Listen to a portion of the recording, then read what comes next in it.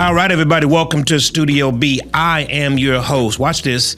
Not Pastor MDH, but Marcus D. Holman. Hubby, father, lover, friend. Because the point of it all is I love you. Love you too. Yep. All right, welcome to the set of Studio B. I am joined again by my cohort, my love, my baby mama, my wife, my girlfriend, my role player of 22 years, 26, 27 years knowing each other. My lovely wife, Miss Jamie Michelle Holman. How are you doing today? I am doing wonderful. How are you? Life is good. Life is good. Good to see you. All right. So, everybody out there in TV land, I pray that you have... and kiss your spouse. Kiss your spouse. Go ahead.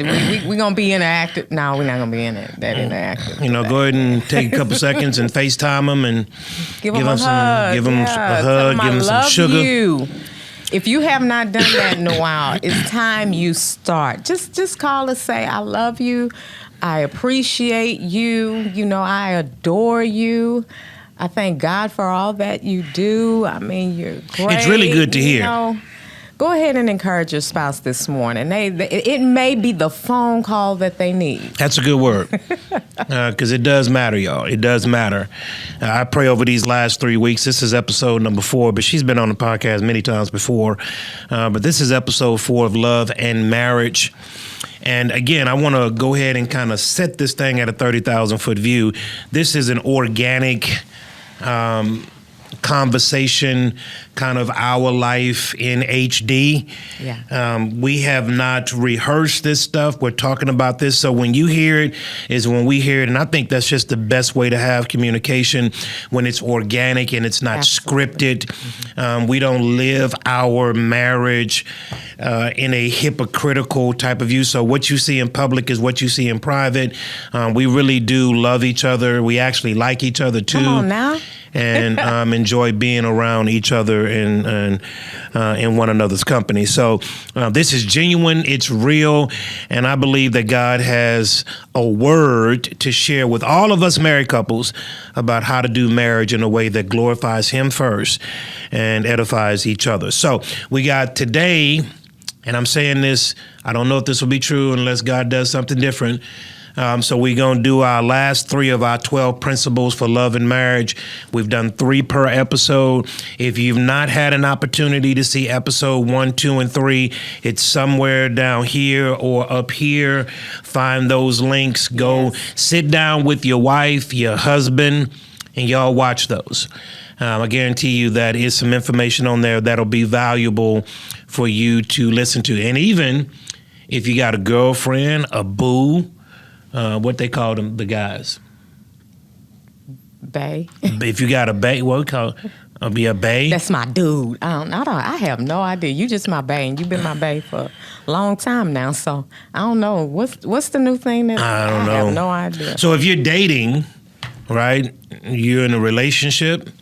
Hey, maybe some good things that you can pick up to help you in your relationship. To help you, yes. So let's jump into this because I've had a steep learning curve with the first one, which is empathy and sensitivity. Mm-hmm. My learning curve was pretty steep because I didn't grow up in a godly environment. I didn't grow up it's gonna be okay. I was never around that type of environment. Even though my mom, was the only parent that I actually had, but I saw my mom just kind of grind out life. Do what needed to be done. When there was a problem, a solution was the only thing on the mind, not the problem. The problem was rarely talked about. It was, how do I get past this? How do I get over this? It was a solution-oriented type of environment that I grew up in. So there was not a lot of time to kind of sit and ponder and think and cry and get in touch with your feelings and all of that other stuff. Right, I just didn't grow up like that. So, the empathy and the sensitivity was something that I had to grow into, and especially from the man, okay? Especially from the man. I share with my lovely wife, this woman right here, that you women have a benefit over men in that you use both hemispheres of your brain. Men do not. Men process by logic what makes sense. Here's the problem. Our mind instantly goes to what is the solution. While that's a programming mechanism for men, it's not always the best mechanism for your marriage. Yeah. Because she has told me numerous times, which I still have trouble understanding, that she don't want me to fix the problem. Like, I just want you to listen. Well, in my mind, listening doesn't solve the problem. But in her mind, because she operates on both sides, she wants somebody to listen to her, to hear her out. Am I walking the right line? You walking the right line. So it was, for me, as your husband, as a man, even as a father, the empathy part and sensitivity part was sometimes very rigid for me, because I didn't know how to be empathetic. Gotcha. I didn't know how to be, quote unquote, sensitive. Now, I've learned a great deal of lessons from this young lady. Me too. A great deal of lessons from this young lady in how to respond to her. So empathy and sensitivity, what were some of your biggest struggles? Or let me ask you, was it a struggle for you in our marriage to show empathy and sensitivity? Initially for me, because again, I was that child that I was a little different. So for me, being sensitive, I was in between. Let me say it that way. I was in between. So there were things that I learned. So like you're saying, all the hugs, and we knew that our family loved each other. We loved each other. But as far as being that huggy, or maybe it was just me and Justin, I don't know. But for us, it wasn't like that. But we knew that we loved each other. As far as mom and dad, we knew that. However, saying I love you, I think once we got older, like my mom would say I love you all the time. And we but for us, we learned that. So for the kids, it's something that just comes more natural. It's something that comes natural to them, so there are things that, me growing up, I wasn't as sensitive as I needed to be. I was the person, I had the attitude. It's one thing that my sister wrote out. I don't know if my mom could ever send that, but she wrote out for me and my brother how we were, what we do growing up. But for both of us, I think she put on there be mean.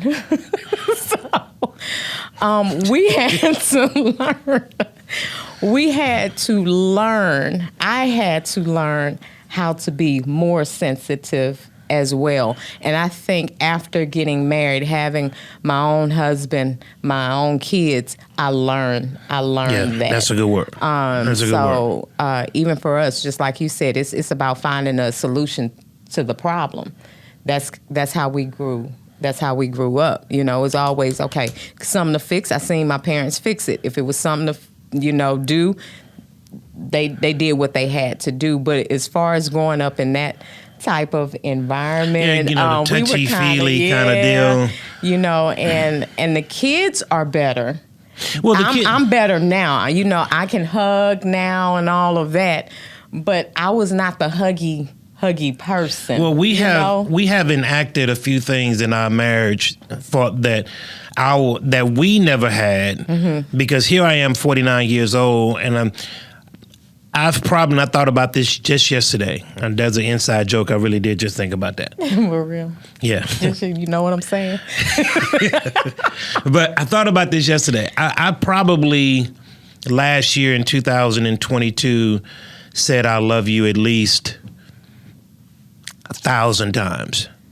At least. Yeah, if not more.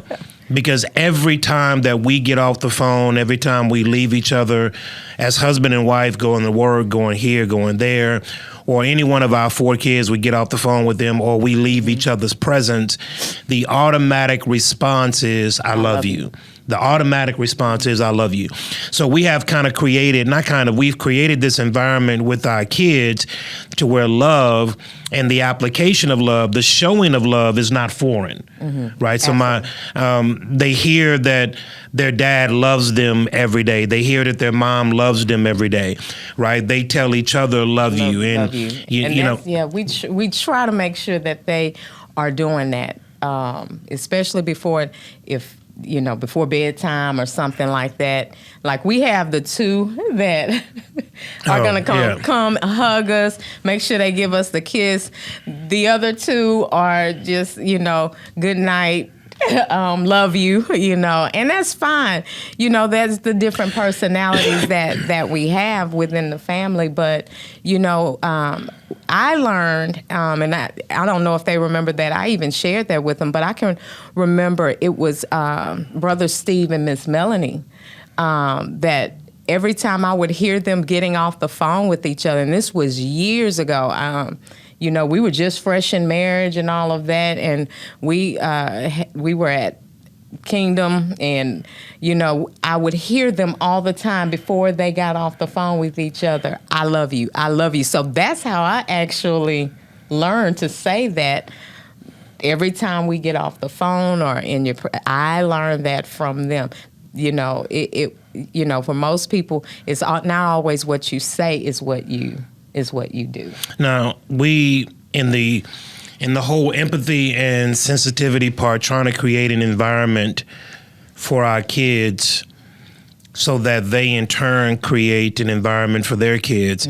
And before you know it, you have a generational response that started long ago. Yeah. And I think we have gotten so far away from those traditions that have rolled down from generation to generation to where we have to start getting back to that. We got to start creating some generational effects in our family. And Absolutely, it starts yes. with you, with me, with us, beginning to be very intentional about life and what we're doing in life. And so even at 49 years old, I think it's only been maybe about the 10 or so years that my own mother has gotten comfortable with saying that I love you. So every time I get off the phone with my mom now, my mom says I love you. But that's something that never happened. Now, again, to what my wife said, I absolutely knew that my mom loved me. I absolutely knew that. Absolutely knew that.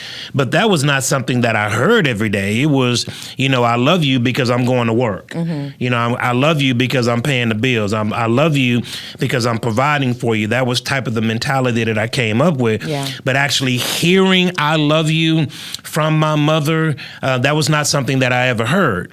It was birthdays, maybe Christmas and those kind of times in between, but it was never anything frequent that I heard as a child about I love you. So now 10 years in, every time I get off the phone with my mother now, she's saying that I love you. I say that I love you. So what we started in our own family has had a trickle effect outside of our family. And so you need to understand those kind of dynamics of where each other is coming from, especially in regards to having that empathy and that sensitivity in your marriage. Even if you didn't grow up with it, it can be taught. It can be. It can be absorbed, and then it can be duplicated in your family. So empathy and sensitivity is a good one that every marriage should be working on. Absolutely. And if you have not, like I said, this is going to be interactive today. If you have not said that to your spouse in a while, it's understood, but you haven't said it. Go ahead and say, I love you. I can remember growing up for us, Mama used to write these letters on napkins. I remember especially in high school, and I think she more so did it. Now I could be wrong, but that's when it started happening. Was after my parents' divorce, she would always leave like these little messages to encourage us through our day, and so I still remember that, and I make it a point with our kids. We even have our own family thread. If you haven't done that, do that. We have our own family thread where, babe, if you don't mind, can you pull up even what Junior sent yesterday? Just like you said, it's something that can be taught. It's something that they've been brought up in. It's something that we make sure that we try to do often, is putting something in the family thread, whether it's a word of encouragement or if someone needs to be prayed for. They have something coming up. We have something coming up, but we do that with each other.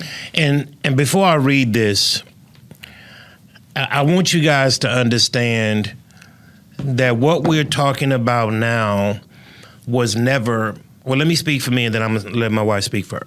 It was never taught to us. Mm-hmm.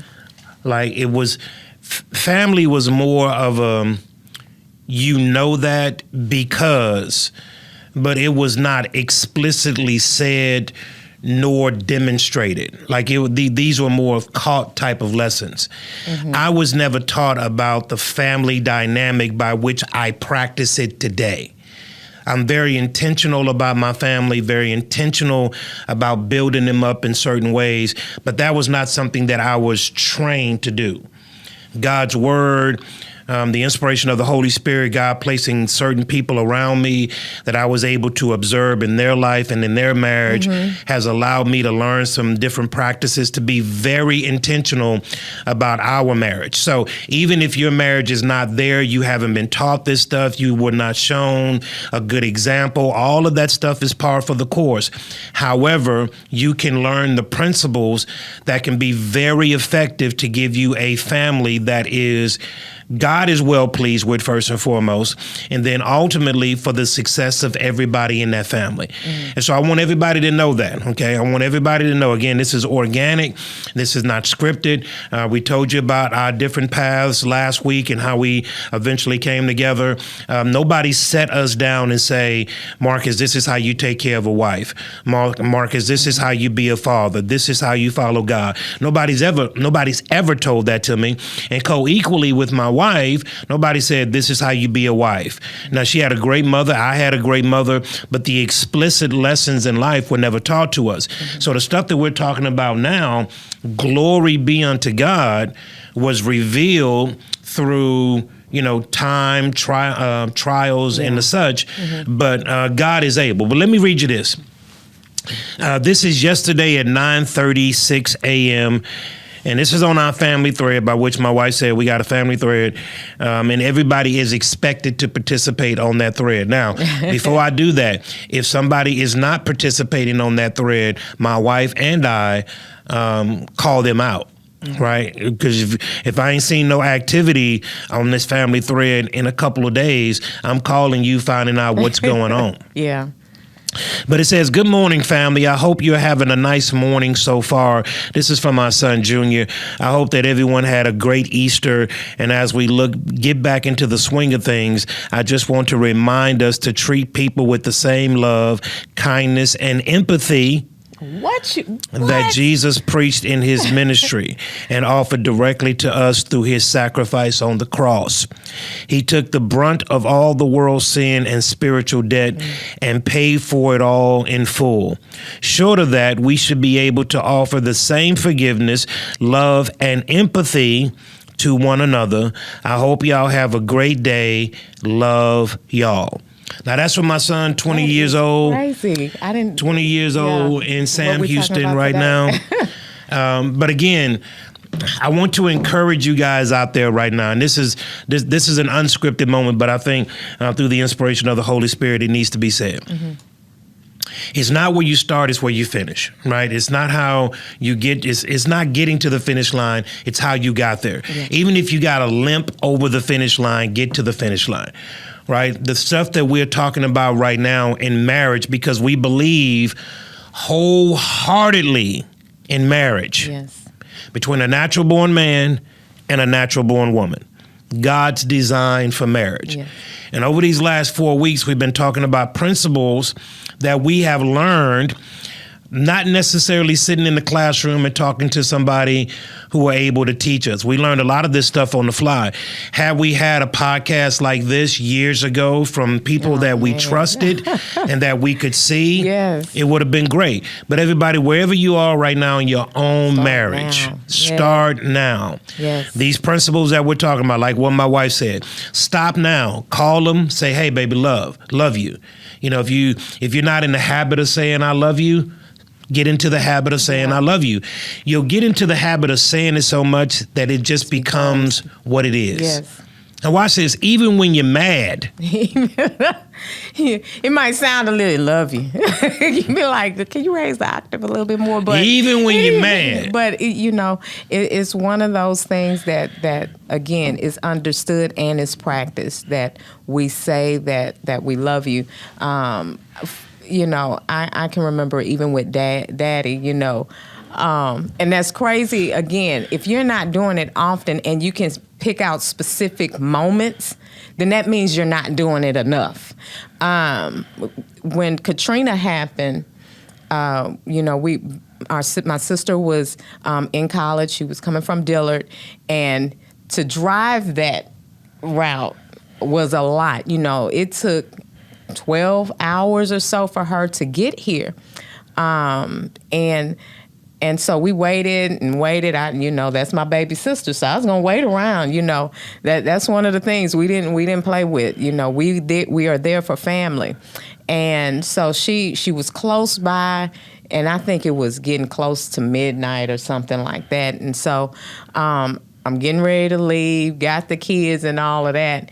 And before my daddy was like, well, V is close by. You can go ahead and head to the house. And I said, okay. And he was like, okay, love you. And I was like, love you too, Daddy. And as I'm driving away, I'm like, my daddy said he loved me. My daddy said he loved me. And it was because it's not something he said often, but it's just how he said it. And so I remember that specifically because it's just like, my daddy said he loved me. But it shouldn't be foreign. It shouldn't be foreign. But I appreciate that moment. I remember that moment. It is etched in my mind as being one of those go-tos for me. Love should not be foreign, especially in the house. Mm-hmm. Like whatever the world does, when we walk out the doors of our house, we're walking into a very hostile environment. Yeah. When we leave the comfort and the safety of our homes, we're literally walking into a very hostile environment that doesn't care two shakes about you. Your job doesn't care two shakes about you. You are easily replaceable on your job, no matter how much time, energy, and effort and years you put into it. You are easily replaceable. So we walk out into a very hostile environment every single day when we enter into this world. The home should be a place of peace, comfort, and love. It should be. It should absolutely, no doubt, be that safe haven that when you walk into the house, you can kick your shoes off and just breathe a sigh of relief and say, I'm home. Amen. I'm home, because this is a place of safety, and every house should be conducted as such. Your house should be a place of safety and comfort and ultimate love. Within the four walls of your house, when people come into that place, they should know that this is a safe place. Yeah. But you've got to create that environment. You've got to create that environment, and you got to be very intentional about creating that environment of safety in your home. So it's important, even if you haven't been raised, empathetic and all sensitive and stuff like that. I'm not telling you guys to go overboard, because your wife don't want no crying man. No. I ain't telling you guys to be ultra sensitive and to tap into your metrosexual side. I ain't talking about all that. I'm talking about you still supposed to be a man, come on, but Jesus. you can be empathetic and you can be sensitive, but you can still be a man. You ain't got to wear your emotions all on your sleeves and all that other stuff. Get in touch with your feminine side and all this. Your wife don't want that. Your wife don't want no man that's crying all the time. I ain't talking about that kind of sensitivity. I digress. Be a man. Yeah. All right. Be a man. Be a woman. Hallelujah. Be a woman. Amen. And then on the other side, the man don't want some big burly woman. Oh gosh. You don't want some big, I'm gonna take care of this, I can do this. No man want that. But you know, what you're saying that, but guess what? The real part of that is you have a lot of girls now, women, young women who have been brought up in that type of environment where you got to be the strong woman, or I want to make it color specific, but you got to be this strong woman. You got I'm to gonna be make this it color independent, specific. Let's stop. But even if that was how you were raised, because mama had to take care of everything, mama wanted to make sure that you can go out there and get it as well. So you being kind, sensitive, nice, warm towards your husband or your significant other, preferably y'all married, but showing someone how to be that way, you got to learn that. You have to learn how to be more feminine. God designed us that way. How Preach can you to win me. your husband over is not by you, being this strong, independent person. Think of Sarah and Abraham, for what they had to go through, even the position that Abraham had put his wife in at one time. It's you can win him over by not saying anything at all. It's your actions, there's a specialty, he cooks better than me, but I know that there is a dish that he really likes. He and so I make sure to do that. I know the drinks that he likes. I know what type of clothing. But that comes with paying attention to your spouse. And sometimes we just don't pay enough attention to each other. Now, my wife was nice to you. I'm going to just tell you. Stop. Don't. No, I'm just going to tell you. Because it's not. No, yes, it is. Oh, gosh. Let me tell you something. I got 3 daughters. we're not raising any of those 3 daughters to be strong, independent black women.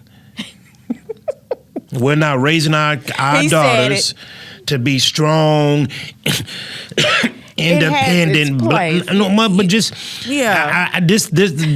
that's why this is organic, and this is why I love it. Okay, let me tell you something, and I'm telling you from a man's side of what a man needs and requires. Ladies, you would do well to understand the value of your man's ego. Men have a desire to be needed. Mm-hmm. To be needed. If you're all strong, I can handle this, I don't need no man, all this other stuff, if that's you ain't gonna get no good man. Or it could be the flipping of the eye and the rolling of the neck, too. There's not one man watching me that says, I want an independent woman. There's not one single man on the face of the planet that on his checklist for a wife, she's got to be strong and independent. Because if she's strong and independent, she don't need you. And ain't no man gonna break his back for somebody that don't need him. Yeah. So all this stuff that the world is teaching us about this and that, listen, I want my wife to be feminine. Feminine. I want her to smell like Bath and Body Works. Come on, Jesus. I want her skin to be soft. I want her nails to be done. I want her hair to be done. I want my wife feminine. Feminine. I don't want her, with nubs in her nails. I don't want her nails looking like a man's. I don't want my wife biting her fingernails. That's why I keep my nails done. Let me tell you something. Like, this is serious, y'all. All this stuff that the world is teaching us, don't nobody want that. Don't nobody want that. Mm-hmm. You got these singers out there. You got Sierra, who is married to Russell Wilson, who just signed a $243 million contract, talking about stuff that she has no idea about. She's encouraging you people who don't have a husband to drop it like it's hot while she goes home to her husband. telling you to be who you need to be while she go home and cooks in the kitchen for her husband. Don't nobody want that strong, independent stuff. Now listen, here's the balance to it.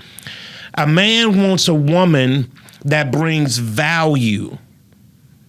Okay? I will make him a helper. A helper.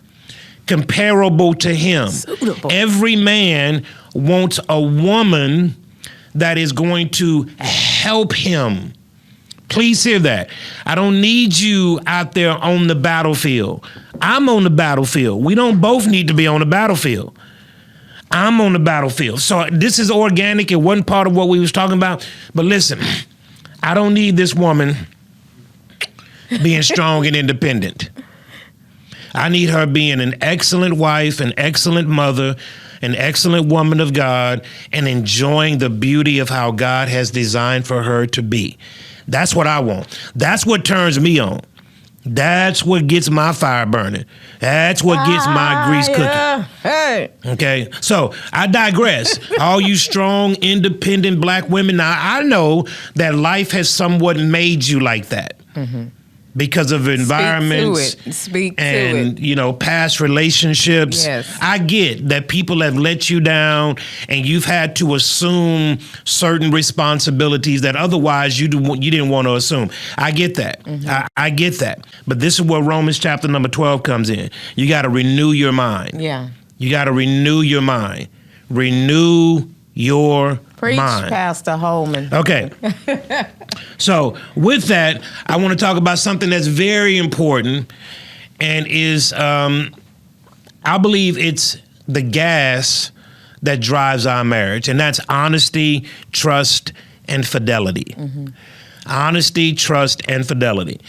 Now, if we're honest, sometimes it's hard to be honest about how you really feel. Right? Because it can be offensive. People may not understand it. Yeah. And so sometimes it's easier just to kind of keep what I'm feeling inside all to myself, right? Sometimes that's just the best practice. And I understand that. Life has kind of given us examples of why I shouldn't share how I really feel. But the only time that you don't share how you really feel is when you don't trust the person that you are divulging how you really feel to. When you trust that person and you trust that person, then how you feel, good, bad, or indifferent, can be talked about. If there is no trust, you will never tell a person what's going on the deepest recesses of your heart. And ultimately, what that's going to end up with is you destroying yourself because you have no outlet. Now, this honesty is something that has to be earned. Even when you get married, you don't trust each other fully when you get married. Am I right? True honesty and trust is developed over time with consistent behavior. Yeah. That's how trust is developed, through consistent behavior. Trust is developed through consistent behavior, and distrust is developed through consistent behavior. Both have the same formula, consistent behavior. Honesty for me is when I'm out here in this world, there's certain things that I got to do. We got to operate in different circles. When I come home, I need to be able to say, bae, and then let it out. Now, let me say this before I get you in on this. I can't tell my wife everything. And I shield my wife from things that I don't need her worrying about. That's not me not being honest. That's me being the priest, provider, and protector of my home. So I don't share some of the stuff that I go through in the world with my wife. Not that I'm not being honest, but I don't need to dump unnecessary stuff on my wife, right? And that's certain things that I shield her from because she doesn't need to be bothered with it. But do I believe that this woman has my absolute best in mind? Absolutely. Do I believe that she'll take a bullet for me? Absolutely. Do I believe that she loves me beyond reason, beyond measure? Absolutely. I believe that. I do. I believe that. I believe that she has my back. And because I have that confidence in her and her love for me, I can open up to her in ways that I would not any other person. Right? So honesty and trust for you Kind of talk to them about what that means for you and how it looks in our own marriage. I'm going to look at you while you're talking. You gonna do that to me? Go ahead. We can't go back to the house now, so you don't do that. So many people have been asking us what the PO is. No. I do have one. Somebody, I'm not gonna put the name out there, thought it was for a parole officer. That's not what it is, by the way. Bless the Lord. Go ahead. I got my shoes off. Go ahead. What were we? You're talking about honesty and trust and fidelity. We got to honesty and trust. We haven't got to fidelity yet. Got you. Okay. So honesty and trust for me early on was a bit challenging.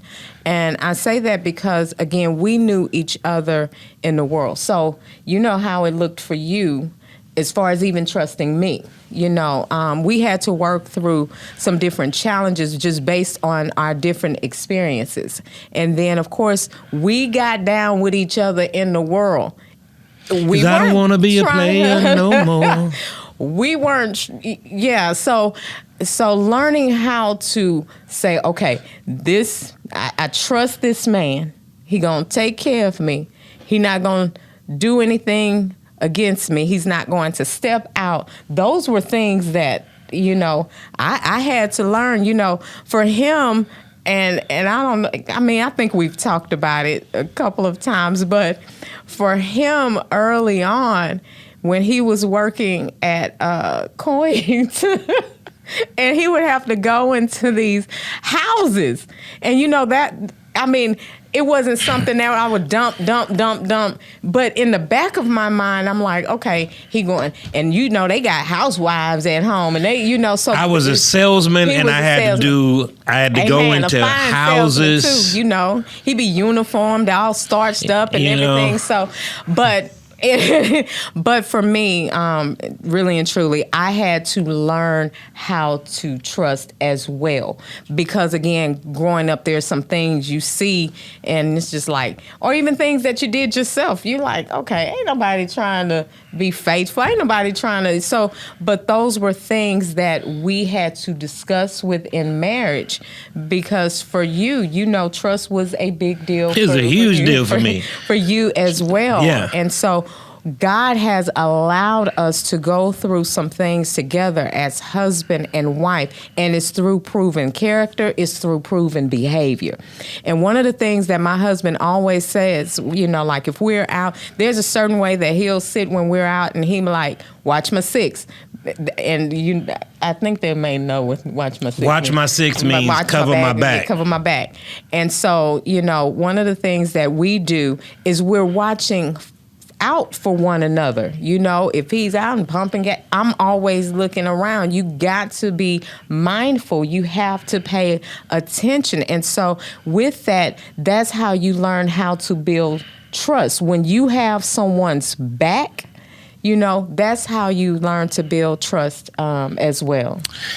Let me tell you, this is big because both of us come from a different place, but a same place. So you guys know how we met. I mean, how we eventually got married and all that other good stuff. This woman is I've never had a girlfriend. And when my wife tells about a trust is how I came to the Lord, because a brother crossed me in such a way. Mm-hmm. He slept with a girl that was not my girlfriend. I wasn't mad about him sleeping with her. I mean, it was just whatever. I was mad at him. He broke a trust that he should have never broke, a line. He crossed a line that he should have never crossed. So trust has always been a big deal for me. It has always been a big deal for me.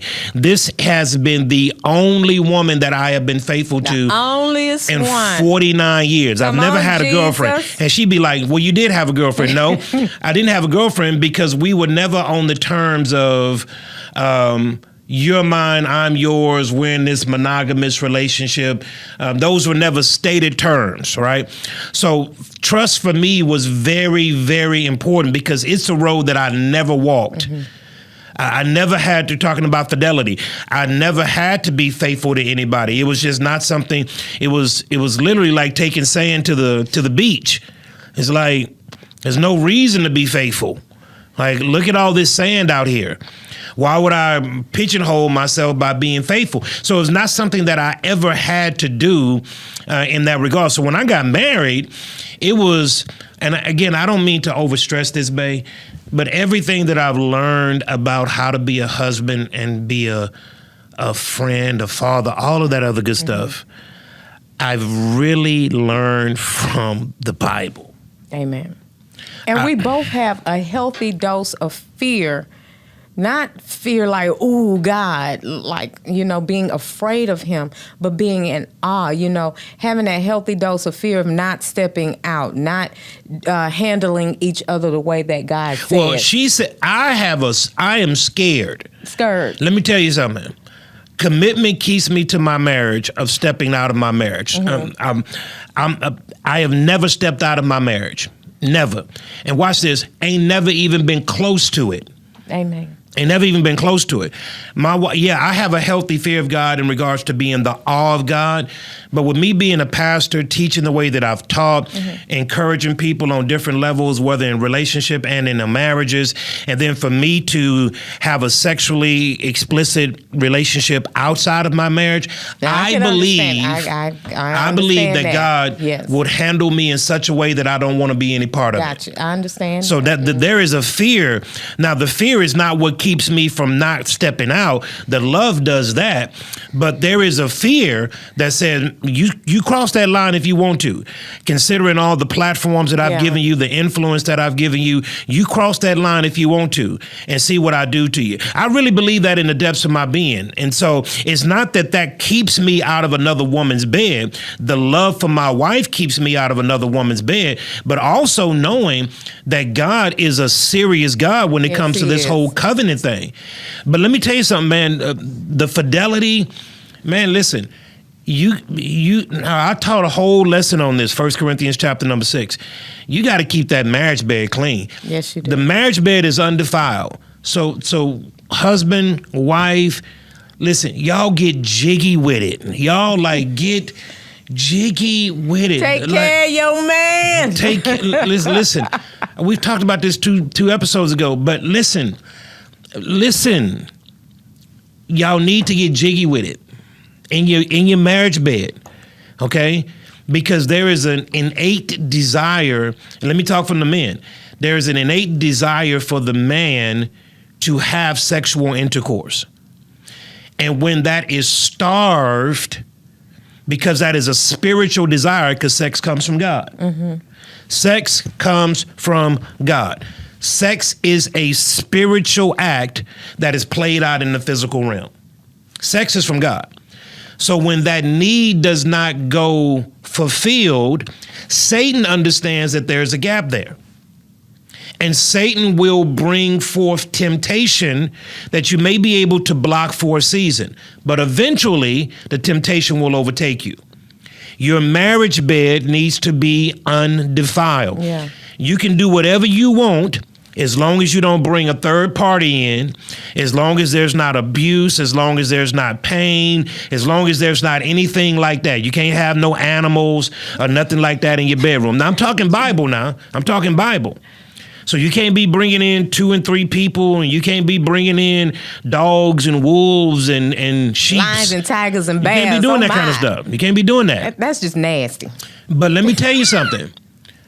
Don't step outside of your marriage. Is it forgivable? Yes.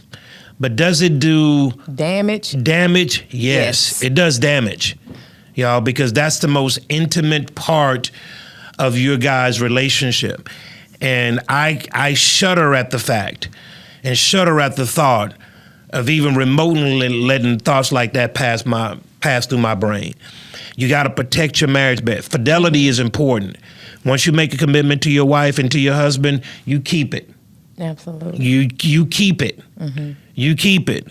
And we're not going to talk explicit here, even though I have the means by which to do it, because we're talking Bible. Yeah. But keep your marriage bed clean. Ladies, be frequent. Frequent. Hello, somebody. Because it's I've important. already said, even in those times that you may be tired or not up to it, pray about it. I mean, it is absolutely okay. I mean, Pray about it and back it up. Back it up. Pray about it and back it up. Back up. Okay, I got you. Pray about it and then back it up. I did this morning. Hey, my. Let me see. Let's go to this next one. Praise the Lord. Okay, let's go to this next one. But seriously, y'all, keep your marriage bed clean. Keep your marriage bed clean because it's important that you have fidelity in your marriage. Fidelity in your marriage. Now, I know, and I taught the men this a few weeks ago, that God's ultimate plan for marriage was one man and one woman. Yes. I'm not talking about post-Genesis chapter number 3. I'm talking about pre-Genesis chapter number 3. So I know Solomon had 300 wives and 700 concubines, and David had all of these different wives. And people say, well, what about this? What about that? God's original plan for marriage was one man, one woman for a lifetime. Everything after Genesis chapter number 3 affected that original design. Yes, and you can see that played out. You can see it played out right now. God didn't hide it from us. It caused problems. It caused great problems. It had, the issues that came along with being unfaithful, untrue. So, I mean, God did not hide it from us within His Word of God. He showed it to us. And can you speak real quick? This is an organic moment. Can you speak to the women about covering their groceries and being presentable and modest? Sure. Cover yourselves up. God tells us to be, modest in our appearance, even in what we say, do, and how we act, how we carry ourselves. We are a representation of God first and then our husbands. When we step outside of the house, and that's one of the things that I've taught my girls, is things that I teach, other young women, and young ladies as well. But, make sure that when you come, everybody don't have to see everything. Praise God. One of the things that I still struggle with is how, media and the culture says take everything off. But y'all, look, we lived life before we got married. I don't need things that are uncovered and you walking by somebody and they gawking at you and you with your husband and all. You don't need that type of attention because that's your husband's. It belongs, big facts. It belongs to him. So he don't need anybody gawking at you. You fine. You got a shape. Show it to your husband. It's for him and his eyes only. Does Sister Holman have a shape under this? Yes, I do. But but ain't nobody gonna see it. But again, after you get married, cover yourself. Yes, but walk in a way that is pleasing to God. Again, adorn yourselves in nice things. I'm right now, I have on this dress and some kicks. I'm trying to keep my kicks, right? But don't look. But again, that was one of the things. When he met me, I wasn't that covered up. Man, he's seen a whole lot. But at the end of the day, I want to make sure that I am respectful. I am mindful of my husband. I don't need things being shown to other people, men and women alike, because it belongs to him. Big facts. And ladies and husbands. Chicks don't need to be out. I marvel at the fact of how married couples come out of the house sometimes, and it's like it's not for me. Well, it is for me. I'm stop saying that. It is for me. Some of the stuff that I see, even in places that it shouldn't be seen at, is very inappropriate. We distracting each other. Very. When you come to church, or even just when you're out. to bring that type of attention. That's too much. I always share, look, y'all, come on, all your thighs and your tries and your buys don't need to be out. You don't want to distract another brother from paying attention to the word of God. Big you facts. got stuff hanging out and he can't even focus. They're facts. visual, remember? They ain't blind, they visual. And so when you walk by and you got on you cut up and all that stuff, I mean, come on. Cover that stuff up. Praise the Lord. Cover that stuff. They need to be learning the word of God, not undressing you at stop.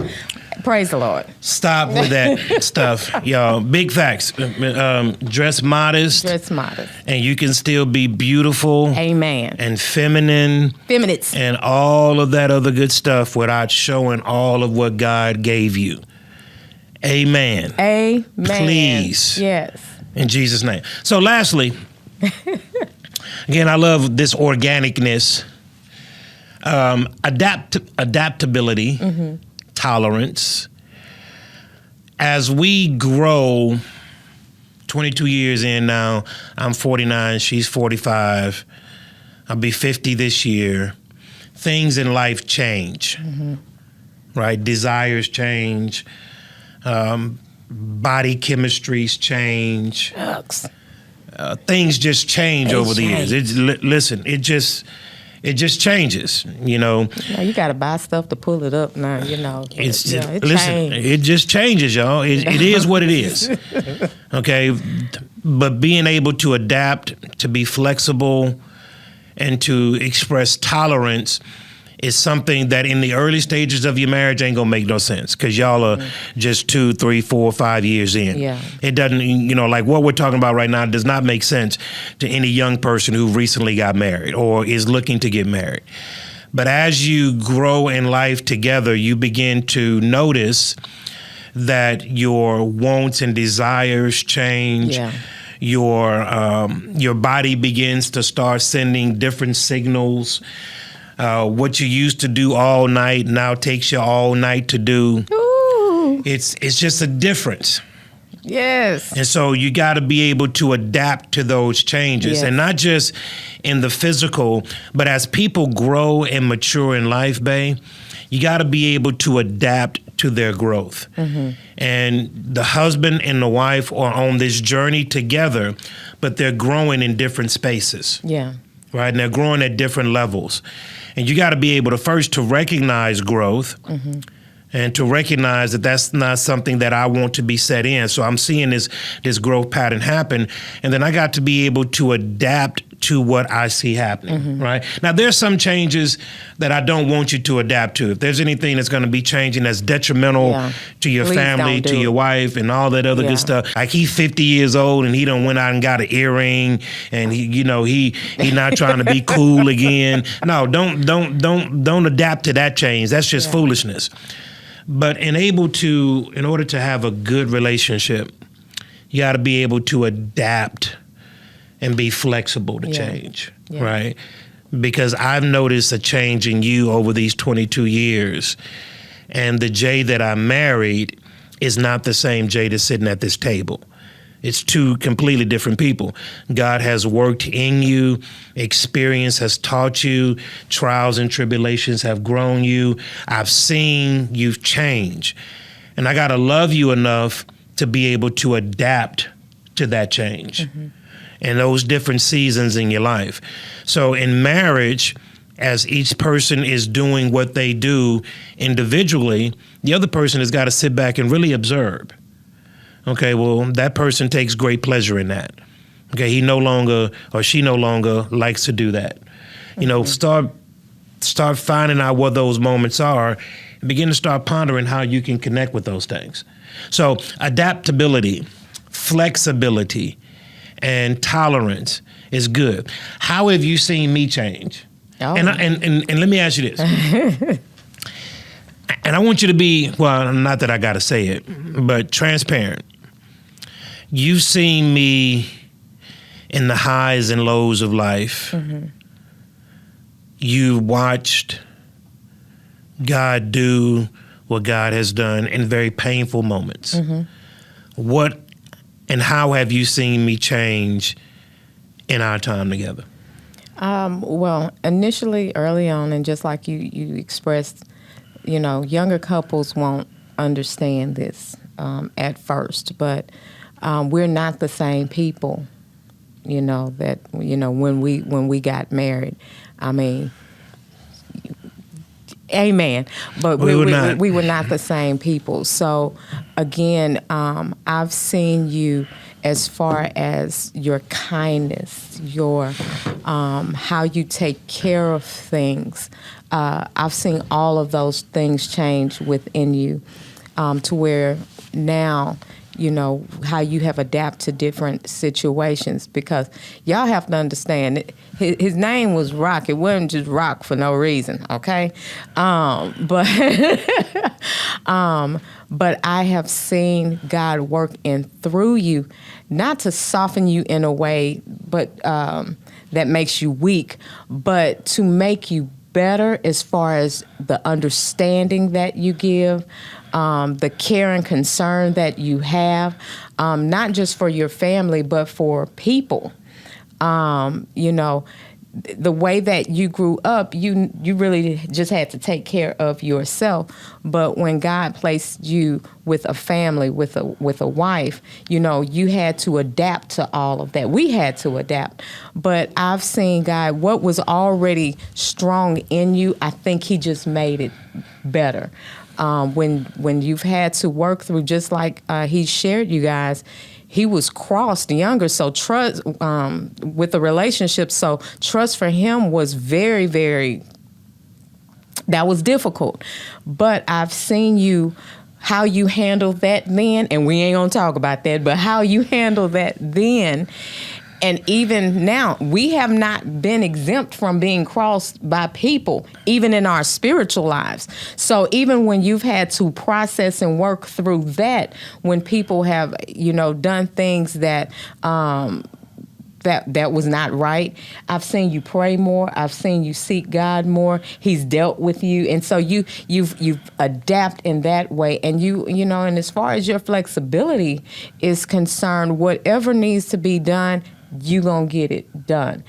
It does not matter the situation. You're going to be flexible. You're going to adjust. You're going to adapt, especially if it's going to be beneficial to you, to us, to the family, to ministry, whatever that is. Now, this is my baby mama, my wifey.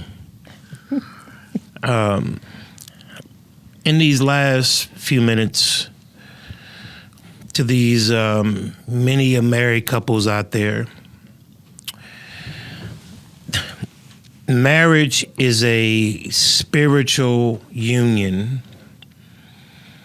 that ultimately has the assignment of glorifying God. The way that that's done is that's the mystery between God, Christ, and the church. Yes. If you're trying to do marriage in a way that honors God, it takes a lot of work. It takes a lot of work. Grace, mercy, and forgiveness must be the fabric of your marriage. Yes. And trying to do something that ultimately would shine a light of blessedness on God. So when people look at your marriage, and let me just say this, everybody's marriage is public. Everybody's marriage is public. Everybody's marriage is public. So when people are looking at your marriage, ultimately you want them to see Christ in your marriage. But I pray that over these last 4 weeks, we have shown you that it's not an easy process, that there are going to be challenges, there's going to be obstacles that have to be overcome. But in working in unison with each other, each to uplift each other, will ultimately bring about the blessings of God. Yes. Ultimately, I'm going to say a last word to, I'm going to tell you what, I'm going to do this differently. I'm going to let you say a last word to the wives, to mothers, to girlfriends, to whoever the ladies may be who are watching, as a word of encouragement, and then I'll finish up with the men. Again, it will never change to trust God. When you give your life to Christ, that is the best decision, again, that you could ever make. And when God begins to do that work in you, he says that he'll complete it. Where you start is not where you are supposed to finish.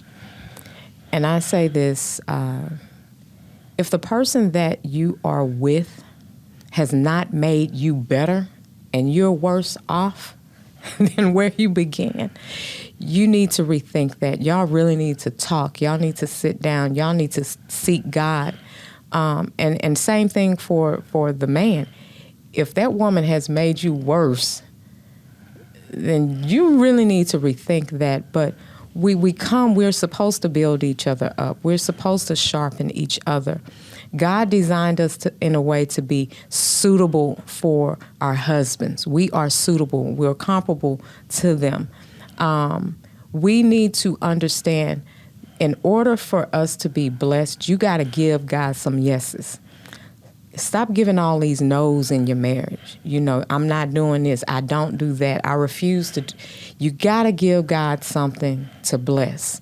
If you know within the confines of your heart that you have not done all that you need to do as a wife, the great thing is God loves you and he'll forgive you. You got to repent from that. Turn away from that. Means make that about face and go in the opposite direction and see what God says about love, respect, submission, honoring your husband, making your body available to your husband.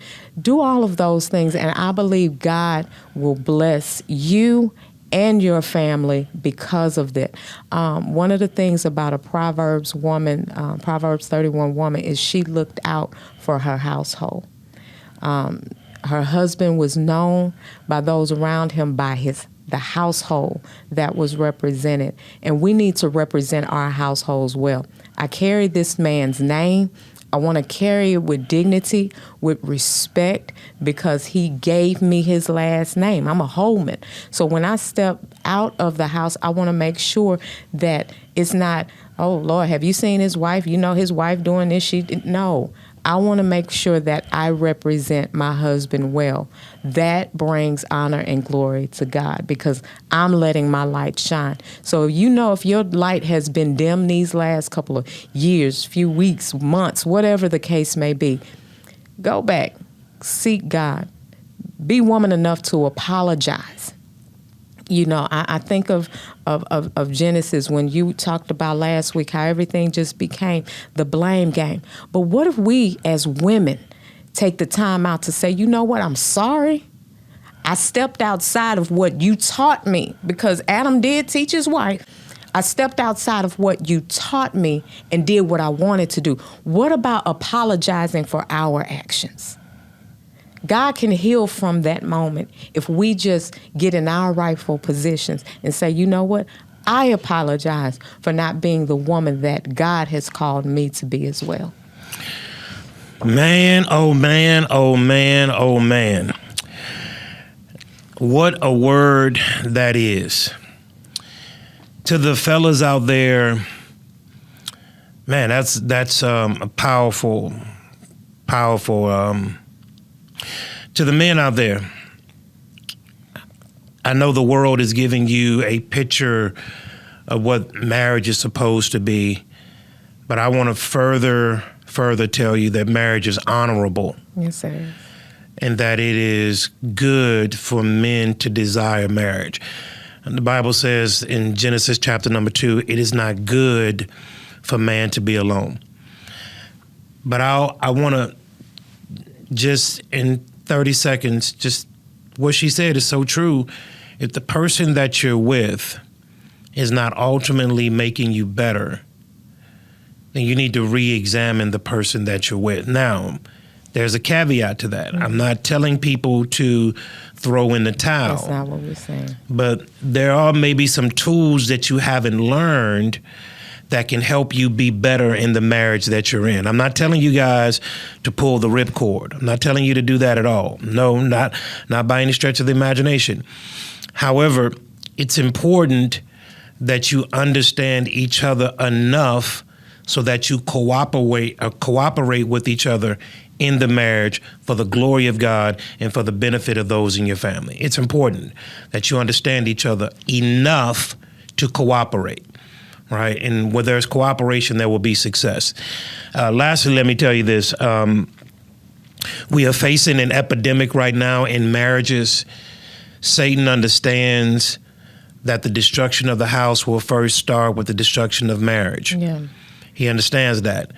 And people have called us so many different names, intolerant, and too many names to even mention, when we take ironclad stances on what God has designed for marriage.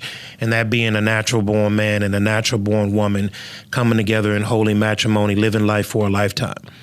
And all of these different nuances have now been introduced into marriage and have become the lay of the land.